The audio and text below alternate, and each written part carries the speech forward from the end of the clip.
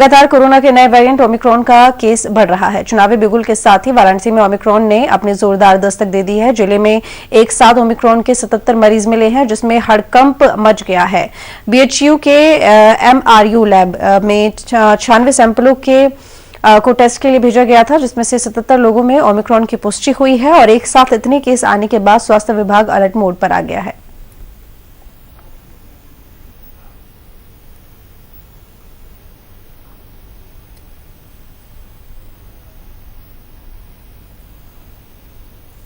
तो यूपी में लगातार कोरोना के नए वेरिएंट ओमिक्रॉन का केस बढ़ा रहे हैं और चुनावी बिगुल के साथ ही वाराणसी में ओमिक्रॉन ने अपनी जोरदार दस्तक दे दी है। जिले में एक साथ ओमिक्रॉन के 77 मरीज मिले हैं, जिससे हड़कंप मच गया है। बीएचयू के एमआरयू लैब में 96 सैंपलों को टेस्ट के लिए भेजा गया है और इसमें से 77 लोगों में ओमिक्रॉन की पुष्टि हुई है। एक साथ इतने केस आने के बाद स्वास्थ्य विभाग अलर्ट मोड पर आ गया है। तो एक साथ सामने आए 77 मरीज ओमिक्रॉन के, स्वास्थ्य विभाग में हड़कंप मच गया है। स्वास्थ्य विभाग अलर्ट मोड पर और वाराणसी में ओमिक्रॉन ने जोरदार दस्तक दी।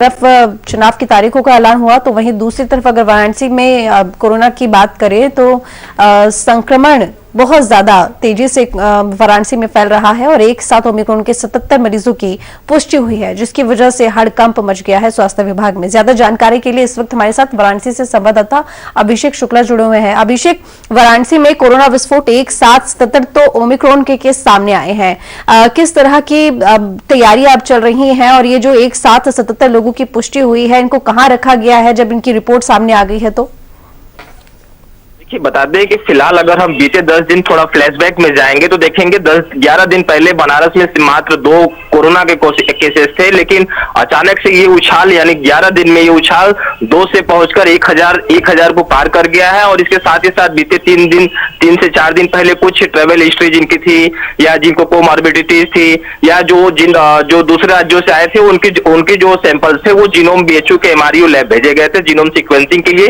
कुल 96 सैंपल को सेलेक्ट किया गया था जीनोम सीक्वेंसिंग के लिए, जिनके रिजल्ट कल देर शाम आए। हालांकि कल देर शाम तक 36 रिपोर्ट आए थे, लेकिन बीते देर रात तक ये आंकड़ा जो ओमिक्रॉन के जो कोरोना का नया वेरिएंट है ओमिक्रॉन, ये आंकड़ा 77 तक पहुंच गया। Lab in charge professor Rohina Singh ने इसकी पुष्टि की, लेकिन जिला प्रशासन जो स्वास्थ्य विभाग है वो इससे बचता नजर आ रहा था, यानी कि अपनी जिम्मेदारियों से पल्ला झाड़ता नजर आ रहा था। क्योंकि बनारस में जो भीड़ है वो बेकाबू है। आज भी शहरों में अगर देखेंगे तो जरूरत से ज्यादा लोगों की भीड़ है। जो गाइडलाइन है उसका पालन नहीं हो रहा है, ना कोई मास्क लगा रहा है, ना कोई सोशल डिस्टेंसिंग है, लापरवाही है। इसको लेकर सीएम योगी आदित्यनाथ खुद बनारस आए थे।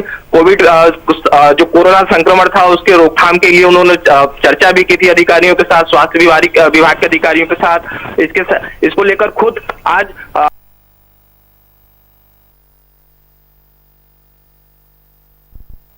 है वो बनारस में है, कोविड संक्रमण को लेकर मंथन कर रहा है। इसके साथ ही साथ जो आवश्यक दिशा निर्देश होंगे अधिकारियों को वो भी देने की बात हो रही है। इसके साथ साथ जो ICCC है यानी इंटीग्रेटेड कोविड कमांड सेंटर है, उसको लेकर लगातार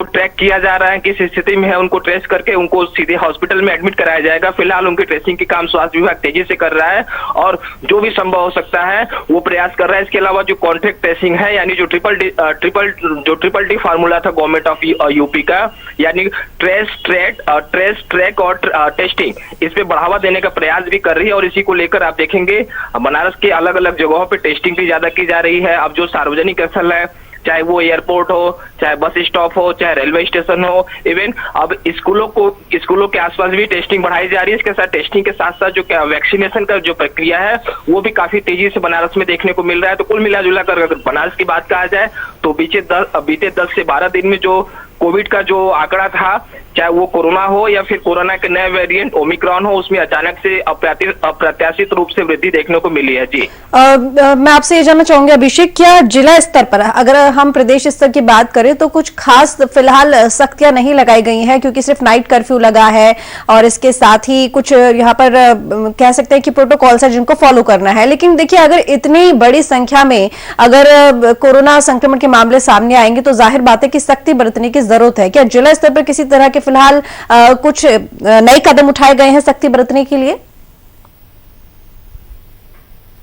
टीम 9 के साथ बैठक की थी, तो उसमें बताया, स्पष्ट रूप से दिशा निर्देश दिया गया था कि जिन जिलों में 1000 से ज्यादा एक्टिव केस होंगे वहां पर नए कोविड के जो प्रावधान होंगे वो लागू होंगे। हालांकि जिला प्रशासन की तरफ से अभी इस बारे में कुछ कहा नहीं गया है, लेकिन हो संभावना ये है कि आज देर शाम तक जो नए जो प्रावधान होंगे, यानी जो जिन जिलों में 1000 से ज्यादा एक्टिव केस होंगे उसको नया प्रावधान बनाया जाएगा। यानी जो कुछ सख्तियां हो सकती हैं या जो कुछ प्रतिबंध हो सकते हैं वो देर शाम जिला प्रशासन की ओर से जारी की जा सख्तियां हो सकता है कि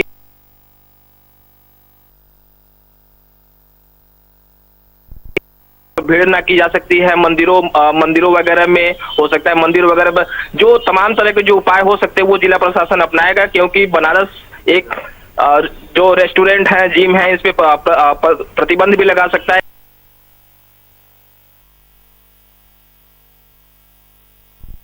कोविड को कंट्रोल करने के लिए वो सारे प्रयास कर सकते हैं, क्योंकि बनारस एक महानगर की श्रेणी में आता है और तकरीबन 50 लाख की जनसंख्या वाला ये जिला है और काफी घनी आबादी वाला ये जिला है। तो इसको लेकर ये देखा जाए, क्योंकि जो आंकड़ा है संक्रमण, आप इस बात से अंदाजा लगाइए कि जो बीते 10 से 11 दिनों में जो आंकड़ा है संक्रमण का वो 2 से 1000 को क्रॉस करके, यानी 10 दिन में 500 गुना से ज्यादा ये आंकड़ा क्रॉस किया। तो आप इस बात से अंदाजा लगाइए कि कितनी तेजी से ये संक्रमण फैल रहा है। हालांकि अभी टेस्टिंग जैसे टेस्टिंग होगा वैसे इसकी संख्या बढ़ती चली जाएगी। बात अगर हम अस्पतालों की करें तो अस्पतालों में बेड्स भी हैं, तमाम जो चिकित्सा का जो उपकरण है वो सब मौजूद है। और जब ये अचानक से ये इतनी ज्यादा संख्या में भीड़ बढ़ेगी तो डॉक्टरों के साथ निश्चित तौर पे कुछ न कुछ परेशानी होने वाली है, क्योंकि अचानक से इतनी ज्यादा मात्रा में केसेस का इलाज करना संभव भी नहीं हो पाएगा। जी चलिए, बहुत शुक्रिया आपका तमाम जानकारी के लिए अभिषेक।